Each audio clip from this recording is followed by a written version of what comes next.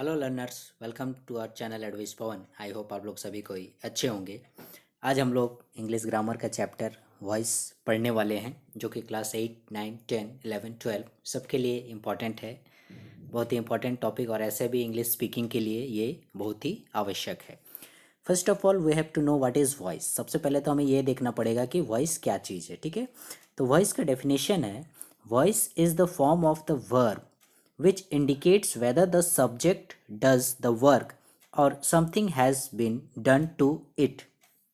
कई कई बार आप लोगों को डेफिनेशन वगैरह भी लिखने में के लिए आ जाता है, या फिर मान लीजिए ऑब्जेक्टिव भी रहेगा और ये डेफिनेशन दिया हुआ रहेगा और पूछ देगा ये किसका डेफिनेशन है, इसलिए ये भी जानना ज़रूरी है। Voice is the form of the verb which indicates whether the subject does the work और something has been done to it. कहने का मतलब वॉइस जो है ये फॉर्म ऑफ द वर्ब है। ठीक है, वॉइस क्या है? That is form of the verb. कैसा form of the verb? Which indicates, जो बतलाता है वेदर द सब्जेक्ट, यानी किसी भी सेंटेंस में जो सब्जेक्ट होता है। ठीक है, सेंटेंस में तो आप लोग ये जानते होंगे कि सब्जेक्ट होता है, वर्ब होता है, ऑब्जेक्ट होता है, ये सारे होते हैं। तो उस सेंटेंस में जो सब्जेक्ट है वो डज द वर्क, वो काम करता है। That means doer of the action होता है, डज द वर्क। और something has been done to it, या किसी कार्य का प्रभाव सब्जेक्ट पर पड़ता है। That means receiver of the action. तो इसे ही हम लोग वॉइस करते हैं। सिंपल शब्दों में हम लोग कह सकते हैं कि सब्जेक्ट जो होता है वो या तो डूअर होता है, काम करने वाला होता है, या काम का असर प्राप्त करने वाला होता है, receiver of the action. Verb का वह फॉर्म जो यह अभिव्यक्त करता है कि सब्जेक्ट यानी कर्ता स्वयं कुछ करता है। ठीक है, डूअर ऑफ द एक्शन, अथवा सब्जेक्ट किसी के द्वारा किए गए कार्य का परिणाम को भोगता है, उसे ही हम लोग वॉइस कहते हैं। ठीक है, अर्थात सब्जेक्ट जो है किसी कार्य के लिए डायरेक्टली रिस्पॉन्सिबल होता है या फिर इनडायरेक्टली रिस्पॉन्सिबल होता है, और उसे ही हम लोग अलग अलग करके देखेंगे। वो डायरेक्टली रिस्पॉन्सिबल होगा, डूअर ऑफ द एक्शन होगा, that is in the active voice. और वो रिसीवर होगा, इनडायरेक्टली उस पर कार्य का असर पड़ेगा, तो वो passive voice. Next step, kinds of voices.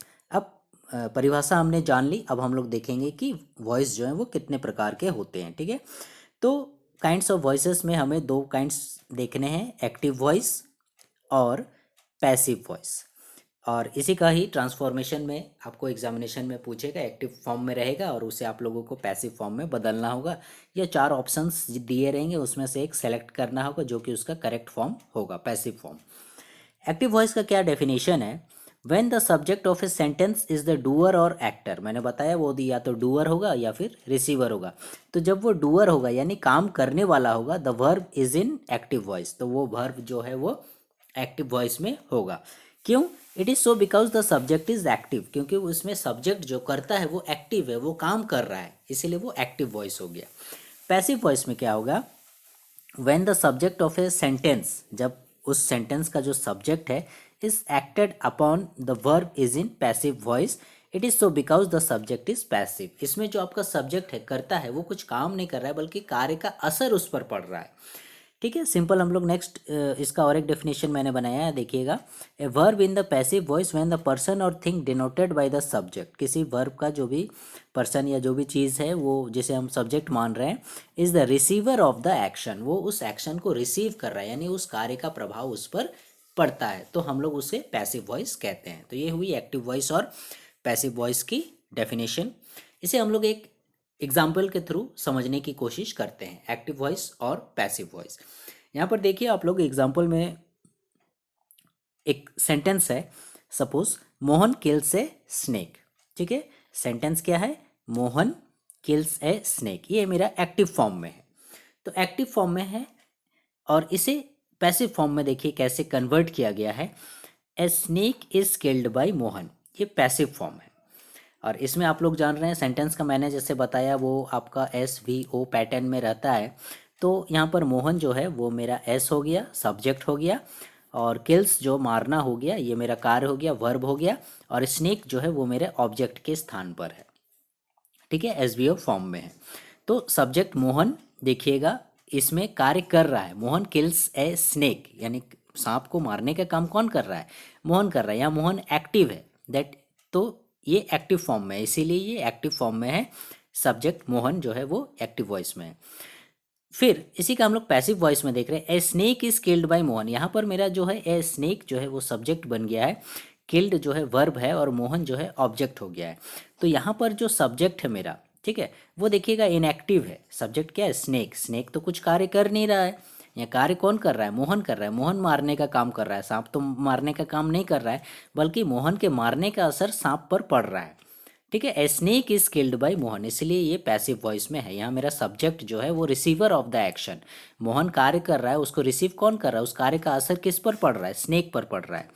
ठीक है, तो यहाँ पर मेरा सब्जेक्ट हो गया है स्नेक। ठीक है, और यही हमने परिभाषा भी बताई, a verb is in the passive voice when the person और thing denoted by the subject is the receiver of the action. तो यहाँ रिसीव, काम को रिसीव कौन कर रहा है? कार्य का असर किस पर पड़ रहा है? स्नेक पर पड़ रहा है।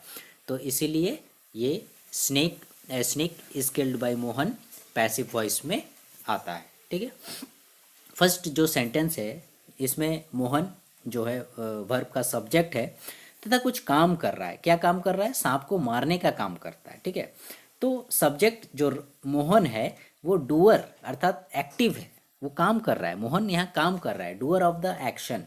और वर्ब जो किल्स है वो एक्टिव वॉइस कहा जाएगा। ठीक है, मोहन किल्स ए स्नेक, ये एक्टिव वॉइस का वर्ब है।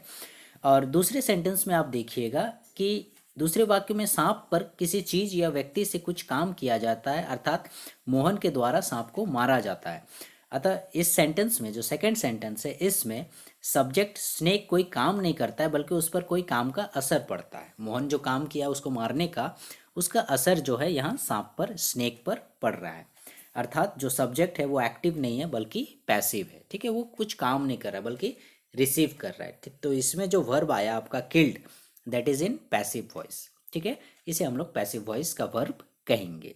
तो इस एग्जाम्पल के थ्रू आप लोग को ये क्लियर हो गया होगा, और मैं ज़्यादा से ज़्यादा एग्जाम्पल्स डालने की कोशिश करूँगा इस पूरे वॉइस का जो सेशन चलेगा, क्योंकि जितने ज़्यादा एग्जाम्पल्स हम लोग देखेंगे उतने ज़्यादा हमारे को सुविधा होगी, और हो सके एग्ज़ाम में हमारा वही आ जाए तो हमारे लिए और भी अच्छी बात हो जाएगी।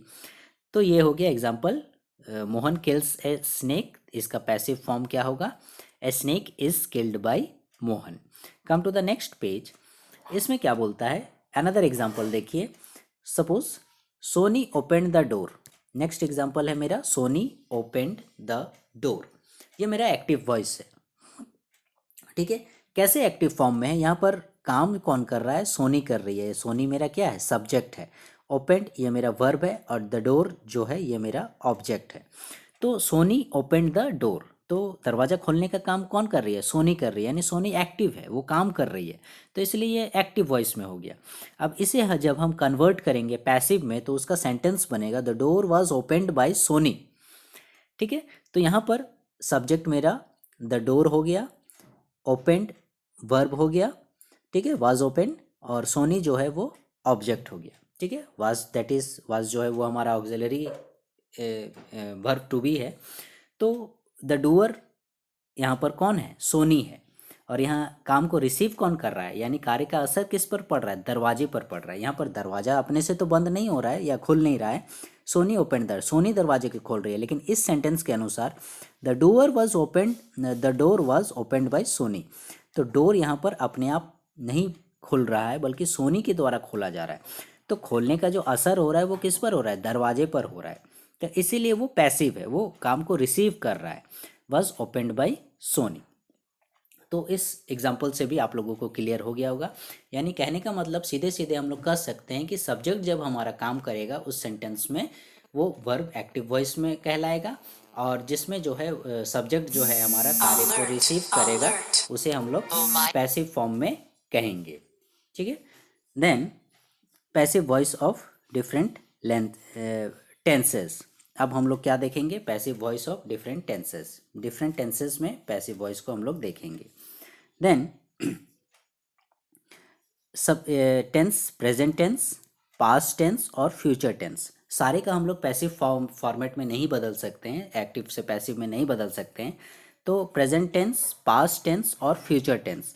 प्रेजेंट टेंस के देखिएगा तीन, सिंपल प्रेजेंट जो प्रेजेंट इंडेफिनिट है, प्रेजेंट कॉन्टिन्यूअस और प्रेजेंट परफेक्ट, ये तीन का हम लोग पैसिव फॉर्म बना सकते हैं।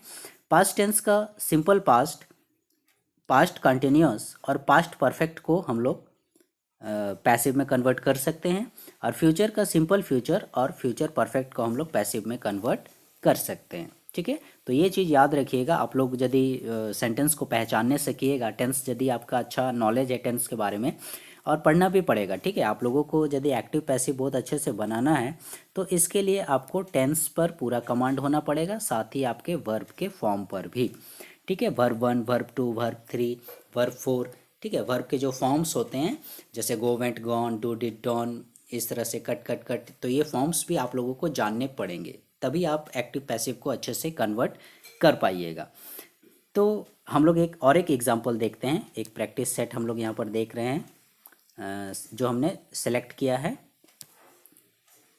सिंपल पास्ट टेंस का। ठीक है, सिंपल पास्ट टेंस यानी ये मेरा पास्ट टेंस का सिंपल पास्ट टेंस है, इसका मैंने एक एग्जांपल सेलेक्ट किया है। सिंपल पास्ट टेंस का आप लोग पहचानिएगा कैसे, the peon open the gate. ठीक है, ये जो है आपका सिंपल पास्ट टेंस में है, the peon open the gate. तो इसका फॉर्मेट क्या रहेगा, कैसे पहचानिएगा, ये द प्यून सब्जेक्ट हो गया, ओपन जो है ये वर्ब टू हो गया। ठीक है, V2 हो गया। तो ओपन का जो फॉर्मेट होता है आप लोग देखिएगा, ओपन, फिर हो गया ओपेंड, फिर हो गया ओपेंड। ठीक है, इस तरह से फॉर्मेट वर्ब का चेंज होता है, वर्ब 1, वर्ब 2, वर्ब 3। तो opened, the peon opened the gate. ठीक है, तो ये पास्ट फॉर्म में है, सब्जेक्ट वर्ब 2 प्लस ऑब्जेक्ट। ठीक है, SV2 ऑब्जेक्ट, इस फॉर्मेट में है ये सेंटेंस। तो आपको पता चल गया कि ये वर्ब 2 यूज़ किया गया है, दैट मीन्स पास्ट फॉर्म है, सिंपल पास्ट फॉर्म है। तो इसे अब हम लोग कन्वर्ट करेंगे। तो सिंपल जो पास्ट टेंस में रहेगा तो उसका फॉर्मूला है, देखिएगा, ऑब्जेक्ट सब्जेक्ट, बीच में हम लोग वाज या वेयर जो है अकॉर्डिंग टू द सेंटेंस और अकॉर्डिंग टू आवर नीड, हमारी ज़रूरत के अनुसार, आवश्यकता के अनुसार हम लोग वाज का और वेयर का यूज़ करेंगे। फिर हो जाएगा वर्ब 3, फिर हम लोग प्रीपोजिशन बाय लगाएंगे, बाय का यूज़ करेंगे, और उसके बाद फिर सब्जेक्ट जो है वो मेरा ऑब्जेक्ट हो जाएगा। ठीक है, इस प्रकार से। तो इसको कैसे कन्वर्ट किया गया है देखिएगा, किस प्रकार से, passive form, the gate was opened by the peon. ठीक है, द प्यून ये मेरा सब्जेक्ट है, तो सब्जेक्ट देखिएगा यहाँ मेरा ऑब्जेक्ट बन गया। ठीक है, द प्यून ऑब्जेक्ट हो गया। उसके बाद ओपेंड वर्ब, तो हमें वर्ब 3 का यूज़ करना है, तो ओपेंड जो है ये मेरा वर्ब 3 फॉर्म में ही है, वर्ब 3 फॉर्म में ही है। और फिर देखिएगा बाई हमने प्रीपोजिशन का यूज़ किया है, बाई। उसके बाद फिर बाई के बाद मेरा सब्जेक्ट जो है वो ऑब्जेक्ट बन गया, प्यून, यहाँ जो मेरा प्यून है ये सब्जेक्ट बन गया, और गेट जो है वो मेरा जो ऑब्जेक्ट था वो सब्जेक्ट बन गया, और हमने वर्ब 3 का, और अकॉर्डिंग टू आवर नीड यहाँ पर हम लोग वेयर करेंगे, तो ज़्यादा आदमी तो नहीं है, the gate was opened by the peon, peon एक ही आदमी है, और गेट के लिए हम लोग सिंगल गेट है, तो हम लोग वाज का ही यूज़ करेंगे, the gate was opened by the peon. और ये आई होप आपको ये एग्जांपल पसंद आ गया होगा, पूरा नहीं भी क्लियर हुआ होगा तो कोई माने घबराने की बात नहीं है।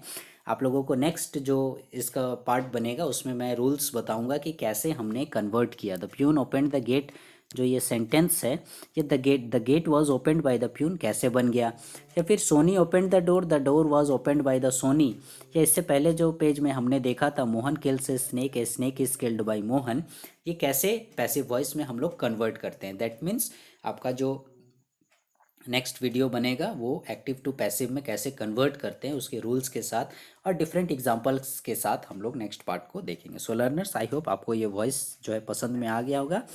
एक बार मैं फिर से रिपीट कर दे रहा हूँ, एक्टिव वॉइस में सब्जेक्ट जो है वो डूअर ऑफ द एक्शन होगा, और पैसिव वॉइस में सब्जेक्ट जो है that is receiver of the action, यानी वो कोई भी कार्य को ग्रहण करेगा, और एक्टिव वॉइस में वो कार्य करने वाला होगा, उसके द्वारा कार्य किया जा रहा है, और पैसिव में कार्य का असर उस पर पड़ेगा, तो वो पैसिव फॉर्म में होगा। ठीक है, सो लर्नर्स, आई होप आपको ये सेशन पसंद आया होगा। For the next video please stay connected with our channel advice Pawan, and please like share subscribe our channel, and don't forget the for the comments. ठीक है, आप लोग कमेंट्स जरूर कीजिएगा। Thank you.